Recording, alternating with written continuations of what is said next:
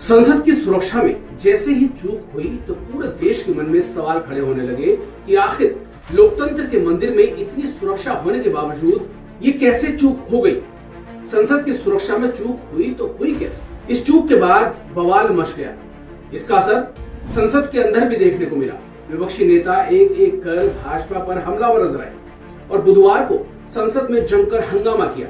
विपक्ष के तमाम सांसदों ने गृह मंत्री अमित शाह के बयान और आरोपियों को पास जारी करने वाले बीजेपी सांसद प्रताप सिन्हा के खिलाफ एक्शन की मांग।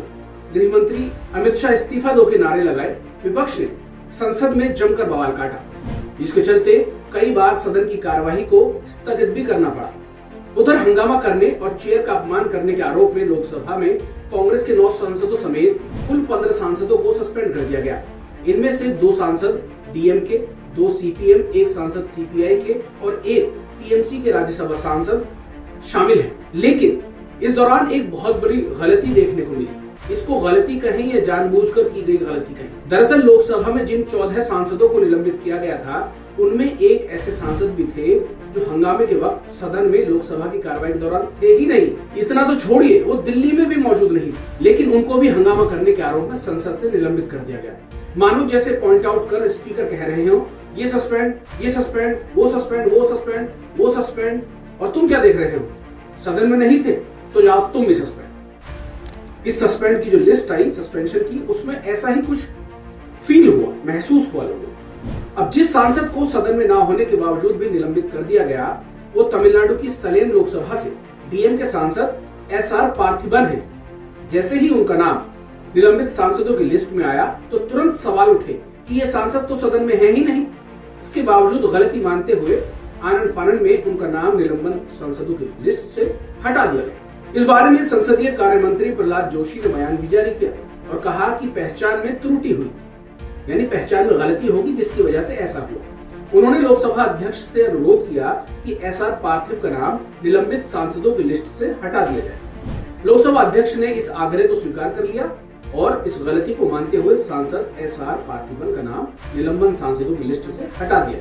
यानी जब लिस्ट जारी हुई तो 15 सांसद थे, उसके बाद अब 14 सांसद हैं जो सस्पेंड किए गए हैं इस सेशन के आखिर तक के। लेकिन विपक्षी पार्टियों ने इस गलती को बड़ी लापरवाही बताते हुए मुद्दे को उठाया भी और ये सवाल भी किया कि जिस भाजपा सांसद के इशू किए पास पर दोनों आरोपी सदन में घुसे थे उन पर अब तक कोई कार्रवाई क्यों नहीं हुई।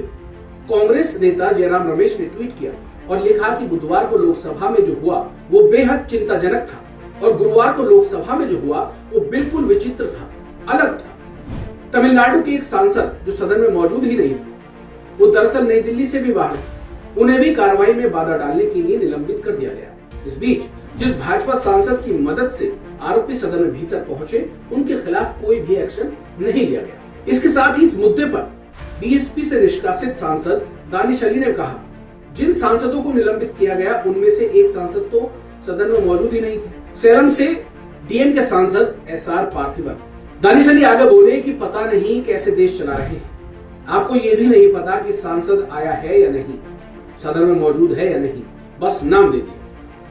अब 15 दिसंबर शुक्रवार को भी संसद की सुरक्षा में चूक मामले पर सत्र के 10वें दिन दोनों सदनों में कामकाज ठप रहे। विपक्षी दलों ने लगातार दूसरे दिन लोकसभा और राज्यसभा में हंगामा किया। विपक्ष ने गृह मंत्री अमित शाह के सदन में बयान और इस्तीफे की मांग।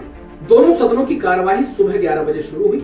स्पीकर ओम बिरला जैसे ही कुर्सी पर बैठे हंगामा शुरू हो गया। विपक्षी सांसदों ने हंगामा शुरू कर दिया। विपक्ष के तमाम सांसद वेल तक पहुंच गए। हंगामे के चलते लोकसभा 11:02 और राज्यसभा 11:09 पर 2 बजे तक के लिए स्थगित कर दी गई। अब 2 बजे दोनों सदनों में कार्यवाही फिर से शुरू हुई और फिर से हंगामा शुरू हो गया। इसके बाद कार्यवाही सोमवार 18 दिसंबर तक स्थगित कर दी गई।